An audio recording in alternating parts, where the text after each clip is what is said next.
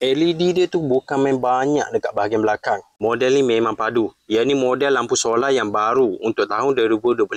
Design dia ni memang lawa. Lampu LED jenis pakai reflektor. Kalau beli watt paling besar, korang dapat lampu saiz besar, bateri dekat dalam besar dan panel besar dekat bahagian belakang. Ia ni padu. Pakai lampu macam ni, korang tak payah nak buka tutup dia punya switch sebab lampu ni dia akan automatik nyala dengan sendiri. Bila malam je, dia akan nyala dengan sendiri. Bila siang, dia akan cas guna cahaya matahari dekat panel bahagian belakang sini. Panel solar pula besar tau. Biasa separuh je saiz ni. Yang ni 2 kali ganda. Panel besar macam ni baru syok, dia boleh cas lampu dengan cepat.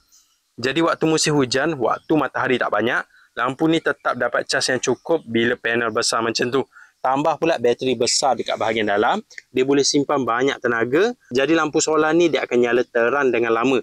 Dia boleh maintain cerah macam ni dari maghrib sampai subuh dengan selamba walaupun musim hujan. Jadi kalau korang nak cari lampu solar yang padu, boleh cek yang model baru ni. Design dia lawa, reflektor besar, lampu LED banyak, dapat panel besar macam tu. Korang boleh cek lampu ni dekat link video.